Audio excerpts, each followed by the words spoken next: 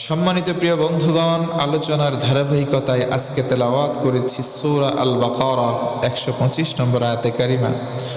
আল্লাহ সুবহানাহু ওয়া তাআলা মানবতার মুক্তির নিমিত্তে গোটা কোরআনে যা কিছু দিয়েছেন সবগুলোই আমাদের কল্যাণ। বলুন সুবহানাল্লাহ।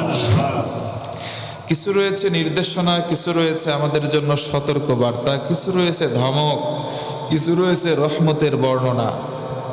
আল্লাহ সুবহানাহু ওয়া তাআলা বনি ইসরাঈলদেরকে স্মরণ করিয়ে দিলেন একটু আগেই। বনি ইসরাঈল, তোমরা কি অস্বীকার করবে? আমি তোমাদের কত নাজ নিয়ামত দিয়ে ধন্য করেছিলাম, পৃথিবীতে তোমাদেরকে শ্রেষ্ঠ জাতিতে এক সময় পরিণত করেছিলাম। কিন্তু এই বনি ইসরাঈলের মাঝ থেকে কিছু কিছু মানুষ অবজ্ঞা স্বরে বলল, না, আল্লাহ কেন নিয়ম দেবে? নিয়ম তো আমরাও বানাতে পারি। প্রিয় বন্ধুগণ আমার, লক্ষ্য করবেন, বনি ইসরাঈলকে আল্লাহ তাআলা এত নিয়ামত রাজি দিয়ে ধন্য করার মধ্যে প্রধানতম হলো আল্লাহ বলেন, ওই সময়ের কথা স্মরণ করো যখন ওয়া আন্নী ফাদ্দালতুকুম আলাল আলামিন, গোটা পৃথিবীর মধ্যে আমি তোমাদেরকে শ্রেষ্ঠ বানিয়েছিলাম। যেমন আজকে পৃথিবীতে অনেকগুলো দেশ, সব দেশকে মানুষ গণনায় ধরে না। যদি বলা হয় আমেরিকা, সবার মাথার মধ্যে আসে যে হ্যাঁ, পৃথিবীর একটা মোড়ল রাষ্ট্র আছে, তার নাম ইউএসএ, আমেরিকা। তেমনিভাবে আল্লাহ বলেন, একটা সময় ছিল, স্মরণ করো বনি ইসরাঈল, তোমাদেরকে আমি এই গোটা বিশ্বের মধ্যে আধিপত্যের দিক থেকে শ্রেষ্ঠ এই মর্যাদা দান করেছিলাম। বলেন সুবহানাল্লাহ। কিন্তু তাদের মধ্যকার কিছু মানুষ, এক টাইপসের পণ্ডিত, চিন্তা করলো আল্লাহ কেমনে আমাদের ফাজ্জালতুকুম কয়, আল্লাহ আমাদের কেমন করে সম্মানের চরম শিখরে উড্ডীন করে। আমরা তো নিজেদের ক্ষমতা বলে, নিজেদের যোগ্যতার মেধার বলে গোটা বিশ্বের উপরে আমরা শ্রেষ্ঠত্ব লাভ করেছি। আমি জানতে চাচ্ছি, ও মুসলমান প্রাণপ্রিয় ভাইরা আমার, বলেন তো এই সম্মান দেনেওয়ালা কে? আল্লাহ। তারা অস্বীকার করলো, কতিপয় মানুষ, সবাই নয়। স্বীকার করলো না, তারা চিন্তা করলো না, আমরা আমাদের কর্ম দক্ষতায়, আমাদের চিন্তা চেতনার মেধার ফলে আমরা গোটা বিশ্ববাসীর উপরে শ্রেষ্ঠত্ব পেয়েছি। প্রকৃতপক্ষে তারা ঢোল বাজানো ছাড়া, নিজেদের গুণগান গাওয়া ছাড়া কিছুই করতে পারে নাই। কারণ কল কাঠি যিনি নাড়েন তিনি কে? আল্লাহ তাআলা এই কথা বলছেন। আল্লাহ রাব্বুল আলামিন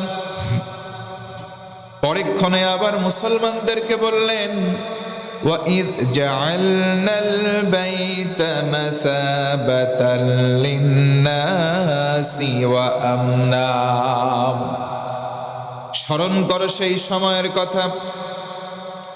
ও মুসলমান, আল্লাহ ডেকে ডেকে বললেন, স্মরণ করো মুসলমান তোমরা ওই সময়ের কথা, যে সময় আমি কাবাঘরকে গোটা বিশ্ববাসীর জন্য মিলনের একটা কেন্দ্র বানিয়ে দিলাম। শুধু কি তাই নাকি? আল্লাহ বলেন, না রে গোলাম, শুধুমাত্র কাবাঘরটাকে মিলনের আশ্রয় কেন্দ্র বানালাম না, বরং কাবার চত্বরে প্রবেশ করবে যারা, আমি রব্বুল আলামিন তাদের নিরাপত্তা দান করলাম। আল্লাহ তাআলা বললেন, স্মরণ করো ওই সময়টার কথা যখন আমি আল্লাহ কাবা ঘরটাকে নিরাপত্তার একটা কেন্দ্র বানালাম।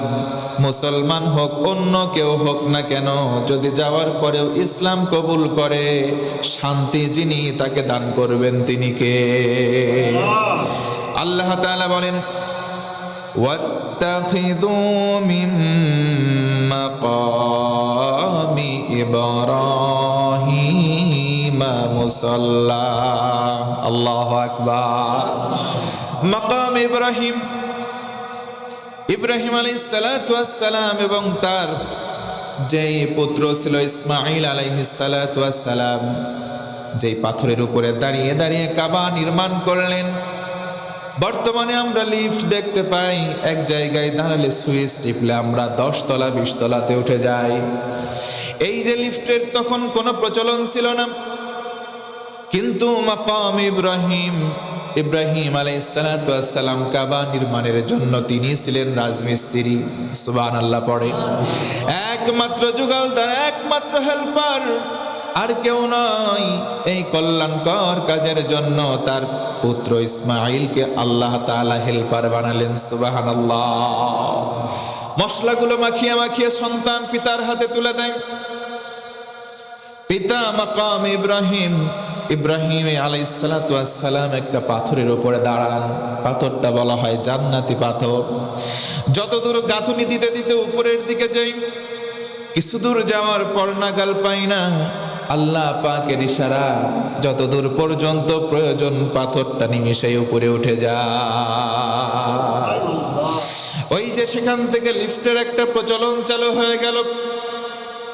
আল্লাহ রাব্বুল আলামিন কুদরতে পাথরটা উঁচু হয়, আবার যখন প্রয়োজন নিচু হয়ে যায়, আল্লাহ রাব্বুল আলামিন বলেন মাকামে ইব্রাহিমকে তোমরা নামাজের স্থান বানিয়ে ফেলো। জোরে বলুন সুবহানাল্লাহ। আল্লাহ তাআলা ফাদ্দালতুকুম আলাল আলামিন, পৃথিবীতে সম্মান যিনি এমন ভাবে দিয়ে থাকেন, যদি হৃদয় আমরা বিগলিত করি, মস্তক অবনত চিত্তে যদি আল্লাহর কাছে স্যারেন্ডার করি, আমরা যদি ডেকে ডেকে বলি আল্লাহ আমরা মুসলমান, আমরা স্যারেন্ডার করলাম তোমার কাছে, তুমি যেইটাই বলবা শুনবো আর মানবো। আমরাও যদি বলি আল্লাহ শোনার পরে মেনে নেব। আল্লাহ বলেন গোলাম মুসলমানিত্ব শুধু দান করলাম, আর যারা মুসলমান হয়ে ঘোষণা মানবে শান্তি দান করে দেব। আল্লাহ তাআলা পরে বলেন ওয়াহিদনা ইলা ইব্রাহিমা ওয়া ইসমাঈলা আন তাহহিরা বাইতিয়া লিত-তাইফিনা ওয়াল আকিফিনা ওয়ার রুকআইস সুজুদ। জোরে আল্লাহু আকবার। আল্লাহ তাআলা বলেন বাবা এবং পুত্র, পিতা এবং পুত্র ইব্রাহিম ইসমাঈল আলাইহিস সালাতু ওয়াস সালাম দুইজনকে আমি আদেশ দিলাম তোমরা তাওয়াফ করো। এই কাবা চত্বর বানানোর পরে তোমরা দুইজন মিলে তাওয়াফ শুরু করে দাও, আর তোমরা আত্মনিমগ্ন এবং ধ্যান ধারণা একমাত্র আল্লাহর দিকে করে রুকু করো, সেজদা করো। জোরে কোন আল্লাহু আকবার। আর তোমাদের দুইজনকে আমি দায়িত্ব দিলাম, এই কাবা ঘর নির্মাণ হয়ে গেল, তোমরা চলে যাবে না, বরং কাবা ঘর নির্মাণের পর তোমাদের বাপ বেটার দায়িত্ব হলো কাবা ঘরটারে ঝাড়ু দিয়ে পরিষ্কার রাখবা। জোরে বলুন সুবহানাল্লাহ। যেই রাজমিস্ত্রি আর জুগালদার কাবা ঘরের নির্মাণ কাজ করলেন, জাতির পিতা ইব্রাহিম আলাইহিস সালাতু ওয়াস সালাম, যার সম্মান গগনচুম্বী হয়েছে। আল্লাহ তাআলা বলেন মসজিদ বানিয়েছ, কাজ শেষ নয়, খাদেম বানালাম তোমারে। মসজিদের মধ্যে যদি ধুলা পড়ে, মসজিদের মধ্যে যদি নোংরা আবর্জনা পড়ে যায়, বাবা বেটা দুইজন রে দায়িত্ব দিলাম সারু দিবা। জোরে কোন সুবহানাল্লাহ। এ ভাই আজকে লক্ষ্য করেন, মসজিদ বানাইছে, দান করছে জমিদাতা, আলহামদুলিল্লাহ, নিঃসন্দেহে ভালো কাজ। দান করছে ফ্যান, এসি, দান করছে মোটা অঙ্কের একটা টাকা। চিন্তা করে হারে দান করছি আমি দাতা, মসজিদের ঝাড়ু দেবে মুয়াজ্জিন, না হয় খাদেম, না হয় ইমাম অথবা খতিব। এমনও কিছু মসজিদ বাংলার জমিনে আছে যেই মসজিদের ইমাম সাহেব নামাজও পড়ায়, টয়লেটের মধ্যে ক্লিনও করতে হয়। কথা বলেন আছে না নাই? আল্লাহ ইব্রাহিম আলাইহিস সালাতু ওয়াস সালামকে শুরুতে মসজিদ নির্মাণের আদেশ দিলেন। কাবা ঘর নির্মাণ করার জন্য বাইরের কোনো শ্রমিক নেন নাই, নিজের বেটাতে নিজের পুত্ররে শ্রমিক বানাইয়া, বাপ রাজমিস্ত্রি ছেলে জুগালদার। আল্লাহু আকবার বলে। কাজ করা কমপ্লিট হয়ে গেল, সুসজ্জিত হয়ে গেল। বললেন কাজ তোমরা যা কিছু করছো শেষ না, জাতির মধ্যে তোমরা মডেল, তোমরা আদর্শ, তোমাদের দিয়ে আমি আল্লাহ সবচাইতে ভালো কাজ করাবো। জোরে আল্লাহু আকবার। মডেলরা কখনো খারাপ কাজ করতে পারে? জোরে বলেন পারে? তাদেরকে দিয়ে সর্বোত্তম কাজ করালেন, মসজিদ ঝাড়ুদারের কাজ করালেন। আল্লাহু আকবার। আপনি যদি ইব্রাহিম আলাইহিস সালাতু ওয়াস সালামকে চেতনা লালন করেন, কশ্চিন কালেও ইতস্ত বোধ করবেন না আপনার সামনে মসজিদে ময়লা আছে, গুরু দায়িত্ব আপনার উপরেও বর্তাবে। আমরা সন্তান ইব্রাহিমের, কথা বলেন ঠিক কিনা? আজকে যদি আপনি ময়লা দেখার পরে স্যান্ডেল এই জায়গায় রয়েছে, ওই জায়গায় একটু ভুল ত্রুটি থাকতে পারে, নিজে না বলে ওই মুয়াজ্জিন সাহেব, ওই খাদেম, হুজুর কই রে? চোখে দেখে না হুজুর চোখে দেখে না? হয়তো আপনাদের এই এলাকায় নাই, পাবনা জেলার অন্যান্য জায়গা সহ বাংলাদেশে এই পরিস্থিতি বা খারাপ আচরণ আছে না নাই? শিক্ষা নেন। আল্লাহ তাআলা আদেশ দিলেন ইব্রাহিম আলাইহিসসালামকে, তিনি বানাতে পারতেন এই মসজিদের সভাপতি তোমার, সেক্রেটারি তোমার ছেলেরে বানায় দিলাম, তারা দায়িত্বশীল হয়ে থাকলো, তারা খাদেম নিয়োগ দিতে পারতেন নাকি পারতেন না? আওয়াজ দেন, পারতেন কি পারতেন না? তা না দিয়ে নিজেদের কাঁধে এই দায়িত্ব দিলেন। এই জন্য আমি বলি আমার ভাষায় যে মসজিদের কমিটি কারা হবে, মসজিদের খাদেম কারা হবে, এই ঘোষণা আল্লাহ তাআলা সূরা তাওবার মধ্যে দিয়েছেন। জোরে বলুন না সুবহানাল্লাহ। সামনের দিকে আসবে সেই বিষয়গুলো। মসজিদের খাদেম কারা হবে? আসলে ভাই মসজিদের দায়িত্বশীল কেউ নাই, সবাই মসজিদের খাদেম। কথা বলে ঠিক কিনা? কারণ খাদেম ছিলেন আমাদের জাতির পিতা ইব্রাহিম আলাইহিসসালাতু ওয়াসসালাম, ঝাড়ুদার ছিলেন, তার বাপও ঝাড়ুদার, পুত্রও ঝাড়ুদার। এখন থেকে এই শিক্ষাটা অর্জন করেন ভাই, করজোরে মিনতি করি। মসজিদের মধ্যে যখন যেখানে দৃষ্টিগোচর হবে একটু অন্যরকম ময়লা আবর্জনা, এক কথায় এলোমেলো কিছু দৃষ্টিগোচর হওয়ার সঙ্গে সঙ্গে নিজ দায়িত্বে আমরা সেটা পরিষ্কার করব, নিজ দায়িত্বে সেটা সংশোধনের চেষ্টা করব। সবাই বলেন ইনশাআল্লাহ। নবীজি আমার ভিন্ন হাদিসে বলেন, মসজিদের মধ্য থেকে কেউ যদি একটু ধুলা আবর্জনা নিজ দায়িত্বে পরিষ্কার করে ফেলে দিল, সমপরিমাণ স্বর্ণ যেন আল্লাহর রাস্তায় দান করলো। সুবহানাল্লাহ নাই? আরো জোরে বলেন না সুবহানাল্লাহ। স্বর্ণ জীবনে অনেকে চোখেই দেখেন, স্বর্ণের বিস্কুট আবার অনেকের বালিশের নিচেও থাকে, আবার অনেকে চোখে দেখে না। সুযোগ পাইছি আমরা পৃথিবীতে। আল্লাহ রসুল বলেন মানুষদের মধ্যে, রসুল তো জানতেন, বাস্তবতা বুঝতেন, রসুল তো জানতেন, বাস্তবতা বুঝতেন, সেই নিরিখে তিনি বলেছেন কিয়ামতের দিন মানুষগুলো যখন in the day of judgement all are equal, সবাই থাকবে পায়ে কোনো জুতা নাই, গায়ে কোনো পোশাক নাই, বস্ত্র নাই, মুশাতান গরাতান উরলা। আল্লাহ রসুল বলেন পায়ে হেঁটে হেঁটে যাবে, পায়ে কোনো স্যান্ডেল নাই, জুতা নাই, গায়ে কোনো ক্লোথ নাই, পোশাক নাই। চিন্তা করেছেন? শুধুমাত্র উপরের দিকে তাকায় থাকবে, একটাই আওয়াজ, ইয়া নফসি ইয়া নফসি ইয়া নফসি। হ্যাঁ, আমার কি হবে, আমার কি হবে। আল্লাহু আকবার। আপনি চিন্তা করেছেন? আপনি চিন্তা করেছেন কিয়ামতের দিন? আল্লাহ রসুল সাল্লাল্লাহু আলাইহি সাল্লাম বলেন সেই দিন আল্লাহ তাআলা সম্মানের কাঁধ দান করবেন একজন রে। এই সমাজের মধ্যে যারা ছিল মুয়াজ্জিন, জোরে বলুন আল্লাহু আকবার। সব চাইতে মানুষগুলোর ভেতরে সম্মানের মর্যাদায় ঘাড়গুলো উঁচু বানিয়ে দেবেন। মানুষগুলো দেখবে এরে এত লম্বা লম্বা মানুষ কারা, সবাই তখন চিনে নেবে এরাই হচ্ছে দুনিয়াতে সবচাইতে বেশি জবানে মোবারক দিয়ে আল্লাহু আকবার বলতো। জোরে বলেন আল্লাহু আকবার। এজন্য মুয়াজ্জিন, খাদেম এইগুলোর অবজ্ঞা করার কোনো সুযোগ নাই, কোনো সুযোগ নাই। এগুলো হচ্ছে সম্মানিত মানুষ। আপনি সম্মান না দিলেও ভাই কিচ্ছু যায় আসে না। আপনি সম্মান না দিলেন তো আপনি বেইজ্জতিতে পড়বেন, কারণ সম্মান সরাসরি যিনি দিচ্ছেন তিনি কে? প্রকৃত সম্মান দিতে পারেন কে? আল্লাহই প্রকৃত সম্মান দেন। আপনার কাছে অবজ্ঞার পাত্র আজকে আমরা হই না তা না, কিন্তু এই সম্মান আপনার কাছে নেওয়ার কোনো দরকারও আমাদের নাই। কারণ সম্মান আপনি না দিলেও আমার কিছু না, দিলেও আমার কিছু না। আমার আল্লাহ যদি আমাদেরকে সম্মান দেয়, দুনিয়ার সম্মান আমাদের প্রয়োজন নাই। কথা বলেন ঠিক কিনা? আল্লাহ তাআলা বলেন বাপ বেটারে আমি দিলাম আর বললাম দায়িত্বশীল হয়েছে, ঝাড়ু দিয়ে বের হয়ে যাবে না। রুকআ সুজুদ, রুকুকারীদের সাথে রুকু করো, সেজদাকারীদের সাথে সেজদা করো। তার মানে নামাজও পড়বা, ঝাড়ু দিবা, দায়িত্বও তোমাদের। আল্লাহু আকবার। মসজিদের দায়িত্ব আল্লাহ তাআলা যাদেরকে দিয়েছেন, মনে রাখবেন আল্লাহ বাছাই করেছেন, আল্লাহর কাছে গ্রহণযোগ্যতা পেয়েছে বিধায় তারা পেয়েছে।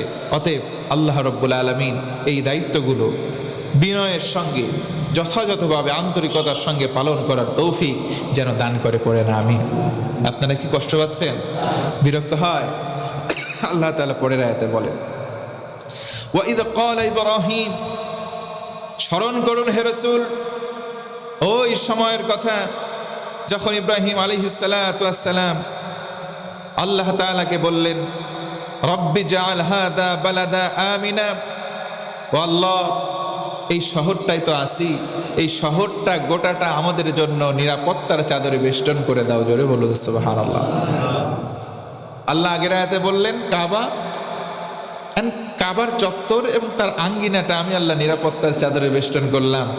এবার ইব্রাহিম আলাইহিস সালাম দায়িত্ব পেলেন, সারেন্ডার অবনত চিত্তে বললেন, আল্লাহ এই গোটা শহরটা নগরীটা তুমি তোমার আমান, তুমি তোমার নিরাপত্তার চাদরে বেষ্টন করে দাও, নিরাপত্তা দান করো। জোরে বলুন আরেকবার সুবহানাল্লাহ।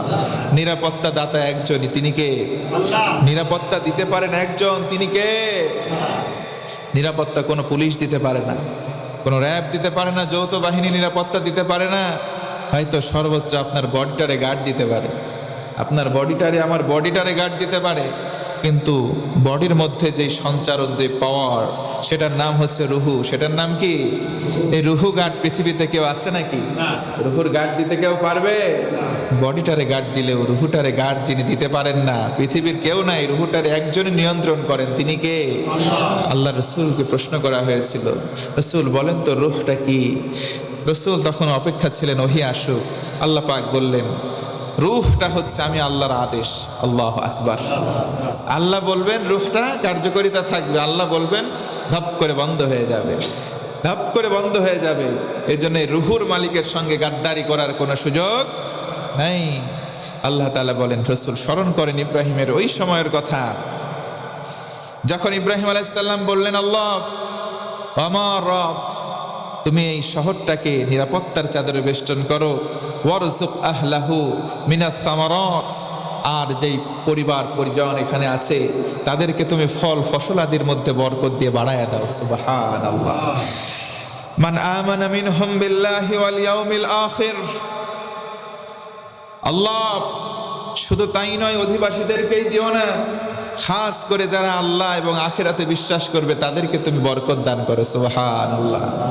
দেখেন নবীদের দোয়া দেখছেন, নবী প্রথমে দোয়া করলেন, এলাকাবাসীকে তুমি তোমার আমানত দিয়ে বেষ্টন করো। ওই এলাকার মধ্যে মুসলমানও ছিল, অন্য ধর্মের লোকও আওয়াজ দেন, অন্য ধর্মের লোকও। আমাদের জাতির পিতা দোয়া শেখাচ্ছেন, আল্লাহ এলাকাবাসীর উপরে রহমত দাও, এলাকায় যারা আছে থাক, সবগুলো বান্দাকার, হিন্দু বান্দাকার, মুসলমান বান্দাকার, খ্রিস্টান বান্দাকার, সবাই আমরা আল্লাহর বান্দা, আমরা সবাই ইনসান, সবাই মানুষ। এজন্য শুরুতে আপনি মানুষের মানবতার জন্য দোয়া করবেন, মানবতার জন্য নিবেদিত হবেন ইনশাআল্লাহ। পড়ে বাংলাদেশ পৃথিবীর মানচিত্রে এমন একটা দেশ, যেই দেশের মধ্যে আমরা বাংলাদেশিদের মধ্যে হিন্দু আছে, মুসলিম আছে, খ্রিস্টান আছে, ইহুদি আছে, অন্যান্য আরও নাম না জানা অনেক ধর্ম আছে না নাই? এইগুলো সবাই মিলে আমরা অনেক শান্তিতে আছি। কথা বলেন ঠিক কিনা? দুঃখজনক হলেও সত্য কথা, এই যে আমাদের পার্শ্ববর্তী শয়তান দাদাবাবুদের দেশ ভারত, আমাদের দেশের যেখানে সার্বভৌমত্বের মান ভুলণ্ঠিত হয়, সেখানে নাগরিক হিসেবে আমাদের চুপ থাকার কোনো সুযোগ নাই। তাদের মিডিয়া পাড়া আজকে তোলপাড় হয়ে গেছে, তাদের মিডিয়া পাড়ায় মিথ্যা প্রোপাগান্ডা চালাচ্ছে, আমরা নাকি মুসলমানরা জিহাদি হয়ে গেছি, আমরা নাকি হিন্দুদের বাড়িঘর পুরাচ্ছি, তাদেরকে হত্যা করতেছি। তাহা একটা মিথ্যা কথা। কথা বলেন ঠিক কিনা? উদাত্ত আহ্বান জানাই পাবনাবাসী,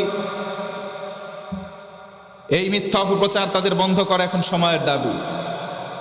এই মিথ্যা অপপ্রচার এতদিন করে নাই, এতদিন শুধু জিহাদি, রাজাকার, বিভিন্ন রকম ট্যাগ ব্যবহার করেছে। এইগুলো যখন সুযোগ শেষ, আসলে ভাই এতদিন তো তাদের পুতুল ছিল এই জায়গায়, তাদের হাতের পুতুল ছিল, এখন যখন পুতুল আলাদা হয়ে গেছে, তাদের একটু নড়াচড়া চুলকানি বেড়ে গেছে। কথা বলতে হবে ঠিক কিনা? আমরা মুসলমান, আমরা আমাদের বাবা ইব্রাহিম আলাইহিসসালাম থেকে শিখছি, আমরা যখন দোয়া করব, আরে দোয়ার মধ্যেও হিন্দুরা আমাদের দোয়ায় থাকে। কথা বলেন ঠিক কিনা?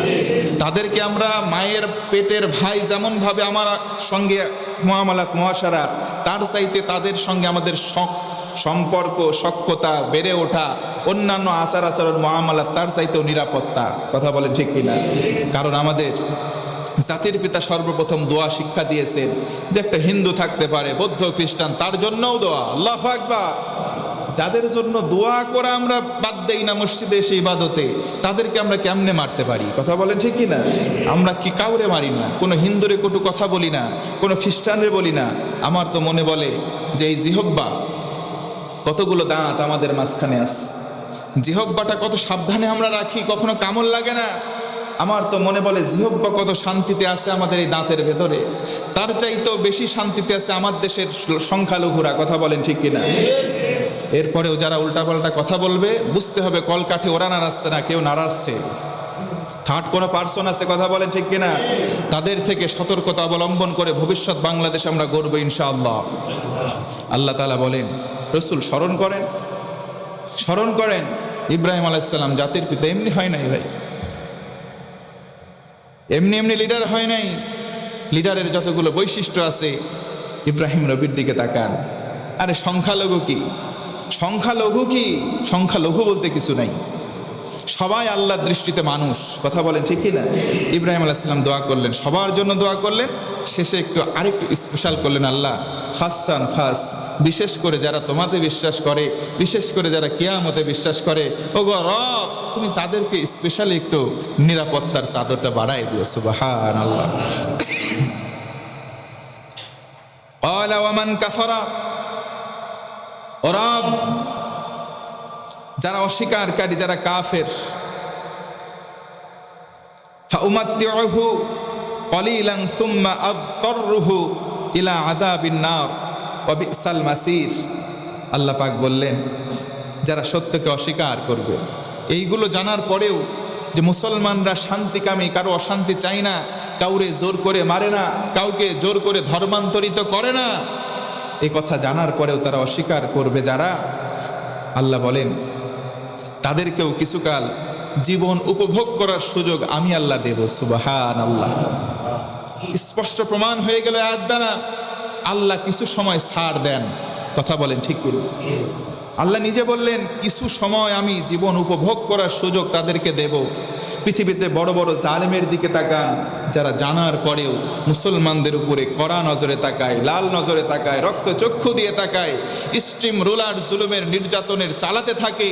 আল্লাহ বলেন তাদেরকে বললাম, তাদেরকে আমি কিছুকাল অবকাশ দেব জীবনটাকে উপভোগ করার জন্য।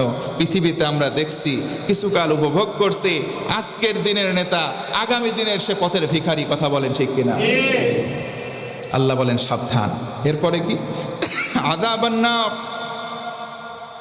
তারপরে ওদেরকে জাহান্নামের শাস্তি ভোগ করতে বাধ্য করব। আর এই পরিণতি ওয়া বিসাল মাসির, কতই না খারাপ, কতই না নিকৃষ্ট এই পরিণতিটা। সুতরাং দুনিয়াতে যারা আজকে শান শৌকতে চলছেন, আল্লাহ পাকের নির্দেশনাকে অমান্য করে কুফুর করছেন, করার পরে আল্লাহ পাকের ঘোষণা, কিছু দূর তুমি ঘুরে নাও, কিছু দূর তুমি তোমার পদচারণা বাড়িয়ে নাও, একটা সময় আসবে তোমার জীবন পরিক্রমার যেখানে শেষ হয়ে যাবে, ওইখান থেকে আমি আল্লাহ তোমারে ধরবো। ওয়া বিসাল মাসির, ধরাটা হবে অত্যন্ত নেক্কারজনক, অত্যন্ত ঘৃণার ধরা। জোরে আওয়াজ করে আল্লাহু আকবার। আল্লাহর ধরা নরম হবে নাকি গরম হবে? আল্লাহর ধরা দুই রকম। একটা হচ্ছে বান্দাদেরকে ধরবে যার খাঁটি বান্দা, জান্নাতি বান্দাদেরকে, ওটা হবে মোলায়েম ধরা, আদরের ধরা, মহব্বতের ধরা। আর যেই ধরা হবে কড়া ধরা, ওই ধরাটা হবে অত্যন্ত শক্ত। আল্লাহ নিজে বললেন ওই ভাষাটা শব্দ, যে নেক্কারজনক, অপমানজনক ধরা হবে। বন্ধুকে ধাক্কা দিয়ে বাড়ির মধ্যে আনা যায়, আবার চোরকে ধরার পরেও ধাক্কা দিয়ে এক জায়গায় নিয়ে আসা হয়। দুই ধাক্কার মধ্যে তফাৎ আছে না নাই? বন্ধুরে ধাক্কা দেওয়ার ভিতরেও মহব্বত আছে। তুই আমারে জোর করে কেন ধরলি না? বন্ধুরে জোর করে ধরে এনে খাইতে দেওয়া যায়, বসতে দেওয়া যায়, যাইতে তোরে দেবই না, ধরে খপ করে ধাক্কা মারে বসায়, এটার ভিতরে মহব্বত আছে।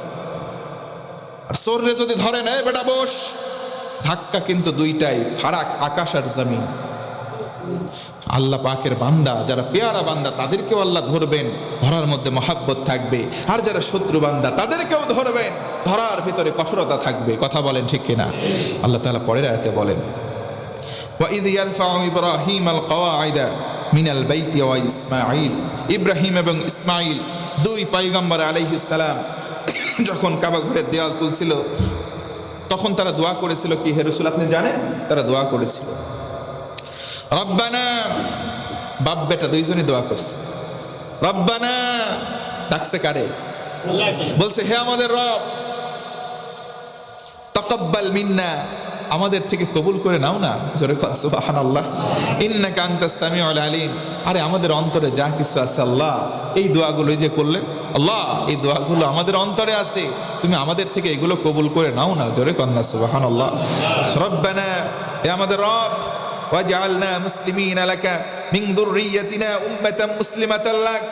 ওগো আল্লাহ, তুমি তো সবকিছু শোনো, আমাদের পুরোপুরি তোমার প্রতি সমর্থিত হতে পারি, মুসলমান হতে পারি, এবং আমাদের বংশধরের মধ্য থেকে একটা জাতির যে উদ্ঘাটন ঘটবে, ওই উদ্ঘাটনের ভিতরে আল্লাহ একটা নেতা হিসেবে, সলিড নেতা তুমি আল্লাহ কবুল করো। জোরে কর আল্লাহু আকবার। দেখছেন, আমরা তো থাকবো না। ইব্রাহিম নবী, ইসমাইল নবী, দুইজনই বাপ বেটা দোয়া করতেছে, আল্লাহ ঘর তো বানাইলাম, আশেপাশে সবাইরে নিরাপত্তা দাও, বরকত দাও, বিশেষ করে মুসলমানদেরকে দাও। আল্লাহ ওই জায়গায় একটু সতর্ক করলেন, ওদেরকে তো দেবো, কিন্তু যারা কুফর করবে তাদেরকে আমি ধরবো, কিছুকাল অবকাশ দিয়ে, ধরাটা হবে অপমানজনক। এবার আবার দোয়ার টোন পাল্টাই দিয়ে বলতেছে, ও আল্লাহ, ও আমাদের রব, আমাদের মনের ভিতরে কিছু কথা আছে, তোমার কাছে এক্সপ্লেইন করি আল্লাহ, তুমি অ্যাকসেপ্ট করে নাও, তুমি দোয়াটা মঞ্জুর করো। কি দোয়া রে বান্দা বল? তারা দুইজন বাপ বেটা বলতেছে, আমাদের পরবর্তী যে প্রজন্ম আসবে, ওই প্রজন্মটাকে তুমি আল্লাহ ফদ্দল তুকুম, সম্মান যেমনে ওদেরকে দান করছিলা, ওদেরকেও তুমি গোটা জামানার ভিতরে শ্রেষ্ঠত্ব দান করো। আল্লাহু আকবার। শুধু তাই নয়, রব্বানা, হে আমাদের রব, আবআথ ফীহিম রাসূলাম মিনহুম। শুধু তাই না আল্লাহ, আমাদের রব বলছি, ওই যে গোত্রটা পাঠাবা ইন ফিউচার, আমাদের যুররিয়াত, আমাদের বংশধর থেকে, ওর মধ্যে একটা রসুল পাঠায়া দাও। জোরে কোন সুবহানাল্লাহ। সেই রসুল এসে কি করবে? এবার আল্লাহ একসেপ্ট করার পরে এক্সপ্লেন করতেছেন কেমন দোয়া করেছিল। আল্লাহ, একটা রসুল পাঠাও, কি করবে? ইয়াতলু আলাইহিম আয়াতিকা, এই যে তোমার যত নিদর্শন আছে, পরবর্তী প্রজন্মের কাছে নিদর্শনগুলো তেলাওয়াত করে করে শোনাবে। সুবহানাল্লাহ। ওয়া ইউআল্লিমুহুমুল কিতাব, কিতাব যখন শুনবে মানুষের আগ্রহ তৈরি হবে, কিতাবের মধ্যে কি জ্ঞান আছে একটু শিখতে চায়। আল্লাহ, আমাদের রব, যে ব্যক্তিকে তুমি বাছাই করলা, ওই ব্যক্তিরে কিতাব শিক্ষা দেওয়ার যোগ্যতাও তুমি দান করো। 3 নম্বর ওয়াল হিকমা, আল্লাহ, যারে তুমি কিতাব শিক্ষা দেওয়ার ইলম দান করলা, তুমি তারে প্রজ্ঞা অর্থাৎ ইলমের উঁচু স্তর, হিকমত পূর্ণ জ্ঞান তুমি দান করে। জোরে কোন সুবহানাল্লাহ। ওয়া ইউযাক্কিহিম, আর এই তিনের সমন্বয়ে ওই রসুলটা যেন তার অধীনস্থদেরকে সাক্ষী করতে পারে, পুত পবিত্র করতে পারে, সংশোধন করতে পারে। আরেকবার বলেন সুবহানাল্লাহ। ইন্নাকা আনতাল আসিসুল হাকিম, নিশ্চয়ই তুমি মহাপরাক্রমশালী এবং প্রজ্ঞাময়। ও মুসলমান, একটু জবানের আড়ষ্টতা ছেড়ে দিয়ে জোরে বলুন তো আল্লাহু আকবার। তাহলে এবার আবার ঘটনার ফ্ল্যাশব্যাকে ফিরে যায়। ইব্রাহিম নবী রাজমিস্ত্রি, তার জুগালদার হচ্ছে বেটা ইসমাইল। কাজ করতেছেন, রেদামন্দি হাসিল হচ্ছে, আল্লাহ এলান করতেছেন একের পর এক, বাপ বেটা দোয়া করতেই আছেন। সুবহানাল্লাহ। পরে এখান থেকে মুফাসসির উল্লেখ করেছেন, যে ব্যক্তি আল্লাহ পাকের ইবাদতে মত্ত থাকবে, নিমগ্ন থাকবে, ওই অবস্থায় মনে মনে এখান থেকে শিক্ষা নাও, কাজ করতেছে কার? একটু আওয়াজ দেন না, কার? চাচ্ছে কার কাছে? মুফাসসির স্পষ্ট বলেছে, আল্লাহর কোনো কাজে কোনো বান্দা যদি নিয়োগ করে নিজেকে, ওই সময় আল্লাহরও কাজ করতেছে, আল্লাহর কাছে যদি চাইতে থাকে, ওই চাওয়ার অধিকাংশ চাওয়াই আল্লাহ পূরণ করে দেবে। নামাজ পড়ে না এক ওয়াক্ত, অনেক মানুষ আছে, হুজুর আল্লাহ কি আমার চোখে দেখে না? এত অভাবে পড়ে আছি, অসুস্থতায় যায় না, নামাজ পড়ে না ঠিক মতো, রোজা করে না, বলে হুজুর আমার গ্যাসের সমস্যা যায় না, রোজা করবো কেমনে? যাকাত ঠিক মতো দেয় না, হুজুর আমার তো ওই জায়গায় জমি নিয়ে মামলা। বলেন তো দেখি, ফজরের নামাজ কয় ওয়াক্ত, কয় রাকাত? নামাজ কয় ওয়াক্ত? 5 ওয়াক্ত। কয় রাকাত কোন? বলেন তো জোহরের নামাজ কয় রাকাত? বলতে পারে না। এমন মুসলমান তো একটা আছে না নাই? অথচ তাকে যদি বলা হয়, আপনি না হয় বুঝলাম কোরআন পড়তে পারেন না, নামাজ পড়তে পারেন না, রাকাতের সংখ্যা জানেন না, আপনার না ওই যে ধানবাড়ির মাঠে একটুখানি জমি আছে, জমিটা কোন দাগে, খতিয়ান নাম্বার, দাগ নাম্বার কত, চোখ বন্ধ করে দেন বলে দেয়, এমন মুরব্বি দু একটা আছে না নাই? কষ্ট পেলেন? জমির দাগ নাম্বার, খতিয়ান নাম্বার একবার শুনছে, নখদর্পণে আছে। আর 5 ওয়াক্ত নামাজে কয় রাকাত ফরজ নামাজ, কয় রাকাত সুন্নত নামাজ আল্লাহ ফরজ করে দিয়েছে, জীবন শেষ, মরার আর কিছু দূর বাকি আছে, এই সময়েও শিখতে পারে নাই। আমি তো মনে করি কপাল পোড়া হতভাগা মুসলমান তার চাইতে একটাও খারাপ আর নাই, কথা বলেন ঠিক কিনা? কষ্ট পেলেন কি ভাই? তাহলে আল্লাহ পাকের ইবাদতের মধ্যে লিপ্ত থেকে মগ্ন থেকে যেই গোলামটা আল্লাহ পাকের কাছে চাইবে, আল্লাহ তার চাওয়াগুলোকে পাওয়ায় পরিণত করবেন। সুবহানাল্লাহ। আমরা ইবাদত করি না। ইবাদত কি? ইবাদত শুধু নামাজ পড়া? ইবাদত শুধু রোজা করা? ইবাদত কি শুধু দান করা? হ্যাঁ, অবশ্যই এগুলো ইবাদত। তবে এইগুলো বাদে ইবাদত হচ্ছে ব্যাপক অর্থবোধক একটা শব্দ। ইবাদত হতে পারে, নবীজি বলেছেন, তুমি তোমার একজন মুসলমান ভাইকে দেখে মুস্কি একটা হাসি দিবা, ওয়াহিয়াল হাসানা, এটাও একটা ইবাদত। জোরে বলুন সুবহানাল্লাহ। আজকে এই ইবাদত মনে হয় নাই। সমাজের মধ্যে একজনকে পছন্দ হয় না, ও যদি এক রাস্তায় আসে, কেউ যদি দৃষ্টিগোচর হয়, ওই রাস্তাতে এসে যেতেই চায় না, অন্য দিক দিয়ে কেটে চলে যায়। আছে না নাই? অথচ মুসলমানের সঙ্গে মুসলমানের সাক্ষাৎ হবে, দেখা হওয়ার সঙ্গে প্রথম আবশ্যিক কাজ হচ্ছে তুমি তাকে সালাম দাও। সুবহানাল্লাহ। সালাম আমরা দেই না, আসসালামু ওয়া রাহমাতুল্লাহি, সালাম দেই না। রাসূল বলেন, যে ব্যক্তি আগে সালাম দিল সে যেন অহংকার মুক্ত জীবন পেল। জোরে বলেন সুবহানাল্লাহ। আজকে আমাদের সমাজের মধ্যে মানুষের রন্ধ্রে রন্ধ্রে, মানুষের অন্তরের মধ্যে অহংকার আর হিংসা এমনভাবে বাসা বেঁধেছে, শক্ত পাথরের চাইতেও বেশি শক্ত হয়ে গেছে মানুষের অন্তর। আল্লাহ পাক সঠিক বুঝ দিক, পড়েন আমিন। আল্লাহ তাআলা বলেন, ইব্রাহিম আলাইহিস সালাম দোয়া করলেন, আল্লাহ আমাদের পরবর্তী একটা যুররিয়া দাও, আমাদের প্রজন্ম দাও, ভবিষ্যৎ প্রজন্মের মধ্যে একজনকে তুমি রসুল হিসেবে সার্টিফিকেট দান করো। আমরাও দোয়া করি, আল্লাহ আমাদের ভবিষ্যৎ প্রজন্মকেও দাও, যেন সমাজের মধ্যে সে একটা ডাক্তার হইতে পারে, ইঞ্জিনিয়ার হইতে পারে, শিল্পপতি হইতে পারে। এমন দোয়া আমরা করি কি করি না? আমাদের পিতা করতেছে কি দোয়া? একটা রসুল পাঠাও, মানে একজন নেককার মানুষ পাঠাও। আর আমরা দোয়া করতেছি, আল্লাহ টাকা দাও, গাড়ি দাও, বাড়ি দাও, এই দাও, সম্মান দাও, সব কিছু দাও। মনে রাখবেন, কেউ যদি আল্লাহর দৃষ্টিতে একবার নেককার বান্দা হয়, আল্লাহ কত রহমত বরকত দেবে আপনি গণনা করেও শেষ করতে পারবেন। রিজিক চাওয়ার জন্য কোনো জায়গায় যাওয়ার দরকার নাই, কোনো মানুষের দ্বারস্থ হওয়ার দরকার নাই।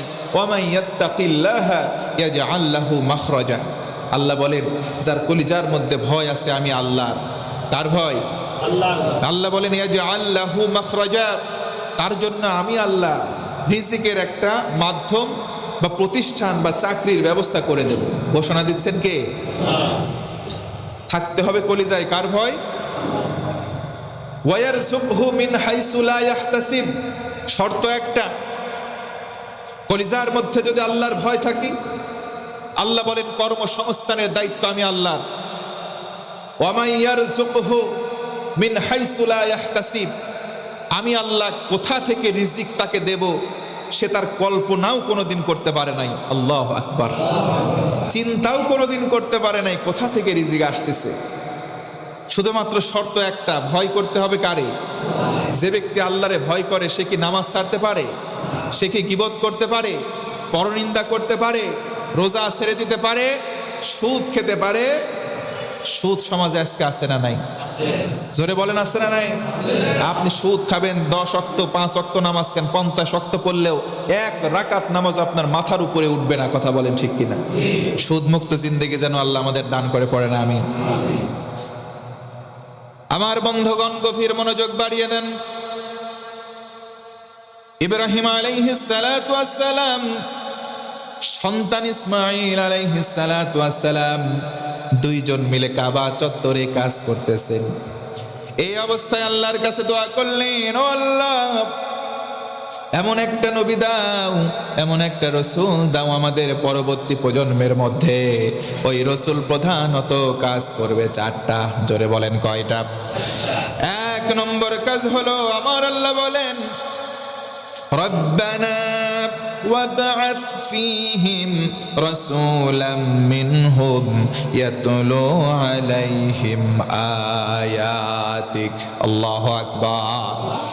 1 নম্বর কাজ হলো, আল্লাহ তাআলা বলেন, ওই রসুল আমি আল্লাহর আয়াত সমূহ মানুষের মাঝে তেলাওয়াত করে করে শোনাবে। জোরে বলুন সুবহানাল্লাহ।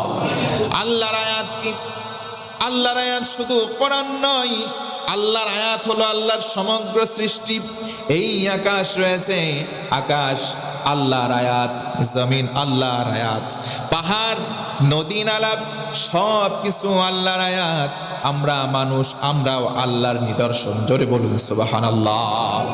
আল্লাহ রাব্বুল আলামিন বলেন, অতীতের ইতিহাস শোনাবে, সবচাইতে উত্তম আয়াত সেটা হলো কোরআন।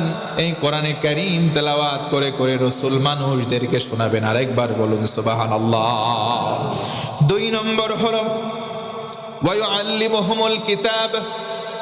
এই কিতাব শুনবে যারা, মানুষের কৌতূহল বাড়বে। আহারে, কিতাবটা যদি আমরা শিখতে পারতাম। হযরত উসমান যুন্নুরাইন রাদিয়াল্লাহু আনহু থেকে বর্ণিত, আল্লাহর হাবিব বলেন, ও আমার উম্মত, যারা কোরআন শেখে আর যারা কোরআন শেখায়, দুনিয়ার মধ্যে এই 2 শ্রেণীর মানুষ সবচাইতে দামি আর সম্মানিত হয়ে যায়। তার মানে রাসূলের প্রধান দায়িত্ব হলো আল্লাহর কোরআন নিজে আগে শোনাবে, এরপরে মানুষদেরকে শিখাবে। ও ভাইরা, বলেন তো দেখি, কোরআন শিক্ষা করার দরকার আমাদের আছে না নাই? 3 নম্বর কাজ হলো ওয়াল হিকমা, প্রজ্ঞাপূর্ণ জ্ঞান। তার মানে জ্ঞানের উপরের স্তর, সেটার নাম হলো হিকমা। আপনি মানুষদেরকে কৌশল শিক্ষা দিবেন, কেমন করে কৌশলী হতে হয়, কৌশল শিক্ষা দিতেন স্বয়ং মুহাম্মদ সাল্লাল্লাহু। কৌশল শিক্ষা দেওয়ার এক পর্যায়ে তাফসিরে মুফাসসির উল্লেখ করেন, যখন রাসূলুল্লাহ আমার জিহাদের ময়দানে চলে গেলেন, জিহাদের ময়দানে যাওয়ার পরে যুদ্ধের দামামা বেজে উঠল, খন্দকের যুদ্ধের দামামা বেজে উঠল। আল্লাহ রাসূল সাল্লাল্লাহু আলাইহি ওয়াসাল্লাম নিজে গর্ত খনন শুরু করলেন। প্রায় 2000 সাহাবী আল্লাহর রাসূলের সঙ্গে যুদ্ধে যাওয়ার জন্য প্রস্তুতি নিলেন। সবাই মিলে খনন করেন, পরীক্ষা খনন করা শুরু করলেন। আল্লাহর নবীর একজন সাহাবী খুব কাছ থেকে রাসূলকে গর্তের মধ্যে নামতে দেখলেন। হযরতে জাবের রাদিয়াল্লাহু তাআলা আনহু রাসূলকে কাছ থেকে দেখে ফেললেন। আহারে, রাসূলের গায়ে যে চাদর ছিল, চাদরটা একটুখানি সরে গেল। সরে যাওয়ার সঙ্গে সঙ্গে দেখলেন, আহারে কি দৃশ্য! রাসূলের পেটের মধ্যে পাথর বাঁধা, চাদর দিয়ে ঢাকা ছিল। হযরতে জাবের দেখে ফেললেন, আল্লাহর রাসূলের পেটের মধ্যে কোনো খাবার নাই। আল্লাহু আকবার। হযরতে জাবের দৌড়িয়ে বাড়িতে চলে গেলেন। স্ত্রীকে বললেন, প্রাণের স্ত্রী, দেখো তো খাবার কিছু ঘরের মধ্যে আছে নাকি। আমার রাসূল প্রায় 3 দিন 4 দিন বোধহয় অতিবাহিত হয়ে গেল, কিচ্ছু খেতে পারে নাই। আমি জাবেরের কলিজার মধ্যে বিদীর্ণ হই, কলিজায় রক্তক্ষরণ হয়, দেখো তো প্রাণের স্ত্রী কি খাবার আছে। স্ত্রী ডেকে বলে, প্রাণের স্বামী তেমন কিছু নাই, অল্প একটু আটা আছে, আর কোনো তরকারি নাই। তবে ওগো প্রাণের স্বামী, রাসূলকে আপনি যেমন ভালোবাসেন আমিও মহাব্বত করি, আমার বাড়িতে একটা ছোট্ট ছাগল আছে, ওটা জবাই করেন। সুবহানাল্লাহ। ছাগলটাকে আপনি জবাই করেন, রুটিটাকে বানানোর জন্য আমি আটা খামির করি, আপনি গোপনে গোপনে যান, কৌশলে রাসূলের কাছে যান, আস্তে করে রাসূলকে বলেন, ইয়া রাসূলুল্লাহ, আজকে এক ওয়াক্ত আপনার শুধু আমার বাড়িতে দাওয়াত। সুবহানাল্লাহ। বললেন, ও আমার সাহাবীরা শোনো।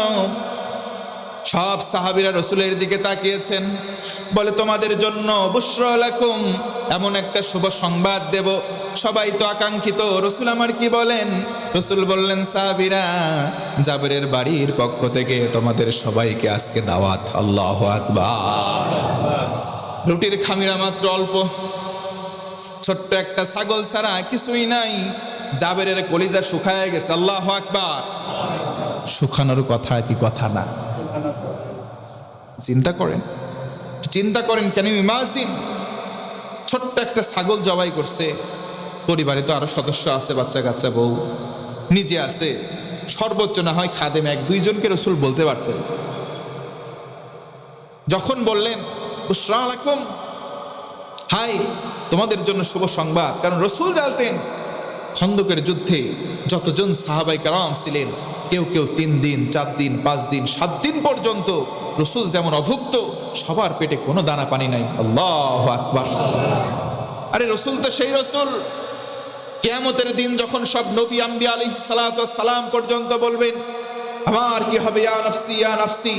উইদাউট ওয়ান ম্যান, একজন ব্যতি রেখে মানবতার সেরা মানব, রসুলদের সেরা রসুল, আকায়ে নামদার তাজদারে মদিনা, এই আপনার আমার নবী মুহাম্মদুর রাসূলুল্লাহ সাল্লাল্লাহু আলাইহি ওয়াসাল্লাম বলবেন আমার নিজের কি হয় হোক, হায় আল্লাহ আমার উম্মতের কি হবে, আমার উম্মতের কি হবে। আল্লাহু আকবার। সেই রসুল নিজের কথা চিন্তা করে নাই, নিজে যুদ্ধের নেতৃত্ব দিচ্ছেন, নিজে নেতা। আমরা অনেক নেতা দেখছি মিছিলের ডাক দেয়, এর ডাক দেয়, এসি ঘরের ভিতরে বসে থাকে, কর্মীরা যায় মর, কিছু করার নাই, এসি ঘরের ভিতরে বসে থাকে। আমার রসুল দেখেন ময়দানে তিনি নিজে গিয়েছেন, নিজে জিহাদের রণাঙ্গনে চলে গিয়েছেন, নিজে কাজ করছেন। সাহাবীদের পেটের অবস্থা কি নিজে জানেন, নিজে না খাওয়া তারাও না খাওয়া, সবাইকে দাওয়াত দিলেন। সাহাবের বললেন ইয়া রাসূলুল্লাহ খেল খতম, আমি তো আর পারবো না। করলেন কি রসুল, আমার বাড়িতে মাত্র একটুখানি গোশত, ছোট্ট একটা ছাগল জবাই করছি, অল্প একটু আটা আছে। রসুল আমার মুস্কে হাসলেন, জাবেরের গায়ে একটা থাবা দিলেন, জাবের সবাই মিলে চলো, জোরে করো আল্লাহু আকবার। চলে গেলেন। জাবেরকে বলা হলো জাবের চলো। হযরত জাবের কাচুমাচু মন নিয়ে, ছোট্ট একবারে মন শুকে গেছে, বাড়িতে যাওয়া দেখে স্ত্রী টের পাইছে, ঝাঁকের পরে ঝাঁক, খালি আল্লাহর রাসূলের সাহাবীরা এসেই যাচ্ছে। আল্লাহু আকবার। জাবেরকে ঘরের মধ্যে ডেকে বলে করছোটা কি, তোমার কি মাথা মোটা? তোমার না বলে দিলাম অল্প একটু খাবার, শুধু রসুলকে বলবা, সাথে 2-4 জন আসলে মেনে নিতাম, করছো কি? দেখে বলে প্রাণের স্ত্রী আমি কিছুই করি নাই, আমি শুধু রসুলুল্লাহকেই বলছি। রসুল আমার সবাইকে ডেকে নিয়ে এসেছে, জোরে বলুন সুবহানাল্লাহ। আল্লাহ রসুল বললেন জাবের, যেই পাত্রের মধ্যে, যেই পাতিলের মধ্যে গোশত রান্না হয়েছে ঢাকনা তুমি উঠাবা না, সবার সামনে তুমি রুটির খামিরা থেকে রুটি নিতে থাকো, রুটির খামিরা তুমি উঠাবা না, রুটির পাত্র ঢাকা রাখো, গোশতের পাত্র ঢাকা রাখো, গোশতটা দিবা চামচ দিয়ে তুলে দিবা, তাকায় দেখবা না, দিতে থাকো দিতে থাকো দিতে থাকো, জোরে কোন আল্লাহু আকবার।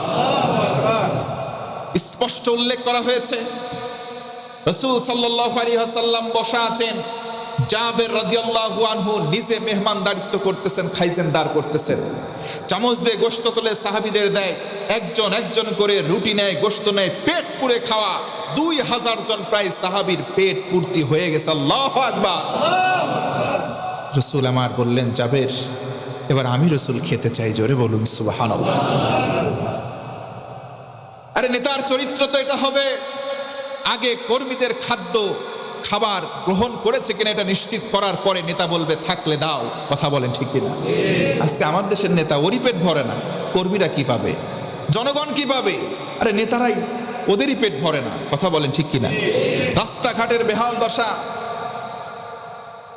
রাস্তা পাস হয় 10 টাকা, রাস্তায় পরে 10 পয়সাও তার কম, পাস হয়ে আসে 10 টাকা, রাস্তার সরজমিনে পরে 10 পয়সারও কম। এইগুলো নেতা দিয়ে কখনো জনগণের ভাগ্যর পরিবর্তন সম্ভব নয়। কথা বলেন ঠিক কিনা? নেতা যদি হতে হয় রসুলের মতো নেতা হতে হবে। কথা বলেন ঠিক কিনা? রসুলের চরিত্র ছিল কেমন? এই 4 দফা কর্মসূচি রসুলের মধ্যে ছিল। ওই চরিত্র যাদের মধ্যে থাকবে তারাই সমাজের নেতৃত্ব দেওয়ার যোগ্যতা রাখে। কথা বলেন ঠিক কিনা? এমন নেতা খুঁজে পান? অবশ্যই নেতা আছে, সেই নেতার চরিত্র ধারণ করে লালন করে এমন নেতা আছে, তাদেরকে নেতৃত্ব দিয়ে দেখেন, সমাজের 19-20 কিচ্ছু হবে না, যা পাস হবে সেটাই জনগণ পাবে। আল্লাহ রসুল বললেন জাবের আমারে দাও। রসুল আমার খেলেন, আলহামদুলিল্লাহ। এবার বললেন জাবের সবার খাওয়া শেষ, তোমার বাড়িতে তোমরা কেউ খাও নাই, একটু করো না, বিসমিল্লাহ বলে একটু ঢাকনাটা উঁচু করো। সুবহানাল্লাহ।